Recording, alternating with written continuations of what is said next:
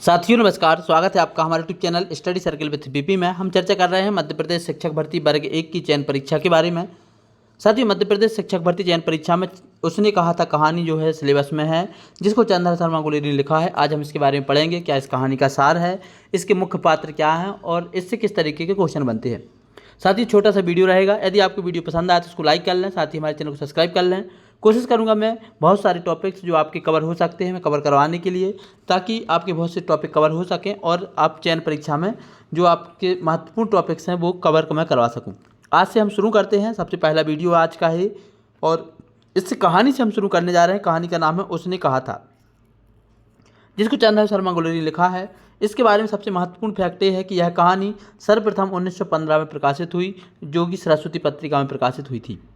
इस कथा का सार क्या है? इस कथा का जो मुख्य पात्र है वह है लहना सिंह।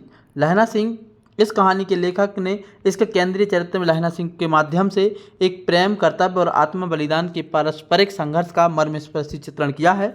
इस कहानी में लहना सिंह अपने बचपन की प्रेमिका के कहने पर उसके पति की रक्षा करते हुए युद्ध भूमि में अपने प्राणों की कुर्बानी या अपने प्राणों का बलिदान देता है। साथियों, ये जो कहानी है एक ऐसे प्रेम प्रसंग की या फिर ऐसे कर्तव्य आत्म बलिदान की कहानी है, जिसमें लहना सिंह नामक एक लड़का रहता है जो अपने मामा के यहाँ जाता है बचपन में, और वहाँ पर उसको एक लड़की मिलती है जिसको वह बचाता है एक बार तांगे से। और उस समय बाद में वो जो लड़की मिलती है सूबेदारनी बनती है, और आगे चल कर के पूरी एक के बाद एक स्टोरी चलती जाती है और उस लड़की को बताती है। बाद में वही लड़की जो कहती है कि लहना सिंह जो आगे चल कर के सेना में जमादार के पद पर पदस्थ होता है कि उसके लड़की के पति और पुत्र की रक्षा की भिक्षा मांगती है। कुछ इस तरीके से कहानी पूरी आगे बढ़ती है। जानते हैं आगे इस कहानी के बारे में क्या क्या इस कहानी के मुख्य पात्र हैं। साथियों, यदि कहानी के पात्रों के बारे में बात की जाए तो कहानी का सबसे प्रमुख पात्र जो है वह है मुख्य पात्र लहना सिंह है। लहना सिंह जो कि सिख राइफल्स में जमादार है, जो सिख राइफल्स का नंबर है 77। हमसे क्वेश्चन पूछ लिया जाता है लहना सिंह सिख राइफल्स के कौन से नंबर के राइफल्स में जमादार था, तो 77 नंबर में था। कौन से पद पर था, तो जमादार के पद पर था। और आगे इसमें हमसे पूछा जाता है कि बचपन में अपने मामा के यहाँ एक लड़की से प्रेम हो जाता है लहना सिंह को, जो बाद में सूबेदारनी बनती है। तो जिस लड़की से लहना सिंह को प्रेम होता है आगे चल कर के वह क्या बनती है, तो वह सूबेदारनी बनती है। इसके अलावा लहना सिंह के बारे में बताया गया है कर्तव्यनिष्ठता और कुशल सिपाही का जो है इसमें चित्रण किया गया है लहना सिंह के रूप में। अपने दिए हुए वचन को निभाने के लिए वह अपनी प्राणों की कुर्बानी भी कर देता है। ये था लहना सिंह के बारे में। लहना सिंह वही लड़का है जो बचपन में सूबेदारनी जो आगे चल के वो लड़की बनती है, बचपन में जाकर के अपने मामा के यहाँ उस लड़की से पूछता है कि तेरी कुड़माई हो गई है। दोस्तों, कुड़माई जो शब्द है वह पंजाबी भाषा का शब्द है, जिसका अर्थ होता है सगाई। आगे इसके बाद दूसरा जो प्रमुख पात्र है वह है सूबेदारनी। दोस्तों, सूबेदारनी हजारा सिंह की पत्नी है। जो सूबेदार हैं वह हजारा सिंह है, उनकी पत्नी जो है वह सूबेदारनी है।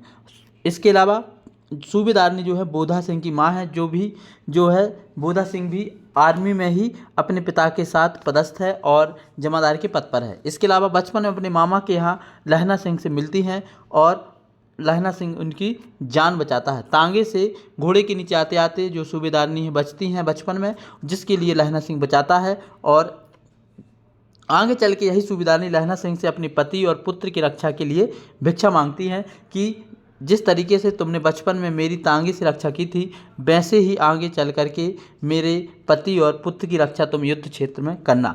ये सूबेदारनी लहना सिंह से कहती है। आगे अगला जो प्रमुख पात्र वह है सूबेदार हजारा सिंह। सूबेदार हजारा सिंह जो है सूबेदारनी के पति हैं। इसके अलावा जो सूबेदार हजारा सिंह है वह सूबेदारनी के पति हैं। इसके अलावा बोधा सिंह के पिता हैं। हमसे क्वेश्चन पूछ लिया जाता है बोधा सिंह के पिता का नाम क्या था, तो हजारा सिंह कौन थे, बोधा सिंह के पिता थे। इस तरह के क्वेश्चन पूछ जाते हैं। इसके अलावा जो हजारा सिंह है वह लहना सिंह को बहुत चाहते हैं। इसके अलावा सरकार ने खुश होकर के हजारा सिंह के लिए लायलपुर में ज़मीन दी थी, जो कि बर्लिन में है। कहाँ पर है? बर्लिन, जर्मनी में। जो प्रथम विश्व युद्ध के समय का चित्रण है इसमें, वहाँ पर है जर्मनी में एक जगह है लायलपुर, जहाँ पर हजारा सिंह के लिए सरकार ने खुश होकर के ज़मीन दी थी। बात करते हैं बोधा सिंह की। बोधा सिंह कौन है, तो बोधा सिंह सबसे पहले तो सूबेदारनी और हजारा सिंह का पुत्र है। इसके अलावा युद्ध क्षेत्र में घायल लहना सिंह और लहना सिंह जो है जब युद्ध क्षेत्र में बोधा सिंह घायल होता है तो लहना सिंह उसे अपने गर्म कपड़े देता है और अपना बिस्तर दे देता है, क्योंकि लहना सिंह ने जो है उसकी माँ को वचन दिया था कि वह उसके पति और पुत्र की रक्षा करेगा, भले ही खुद की जान की बाजी लगानी पड़े। इसके बाद इसके कुछ और मुख्य गौण पात्र हैं, जैसे वजीरा सिंह। वजीरा सिंह पलटन का विदूषक है। इसके अलावा एक और मुख्य पात्र है इसमें लप्टन साहब। लप्टन साहब कौन है? लप्टन साहब 5 वर्ष तक लहना सिंह के रेजिमेंट में कार्य करने वाले एक अफसर थे, जिसको जो है जर्मन के किसी एक सिपाही ने मार दिया था और फिर बाद में लप्टन सिंह का भेष धर करके आगे आकर के लहना सिंह से मिले थे और लहना सिंह को उन्होंने घायल किया था। बाद में लहना सिंह ने भी जो है लप्टन सिंह को घायल कर दिया, लेकिन पूर्ण रूप से वह उनको मौत के घाट नहीं उतार पाए थे। बाद में उनने जो है लहना सिंह को भी घायल कर दिया लप्टन साहब ने। इसके अलावा कुछ और भी पात्र हैं, जैसे महासिंह और शामसिंह। महासिंह और शामसिंह सिपाही के पद पर हैं। इसके अलावा एक और पात्र है अंतर सिंह। अंतर सिंह कौन है? सूबेदारनी के मामा।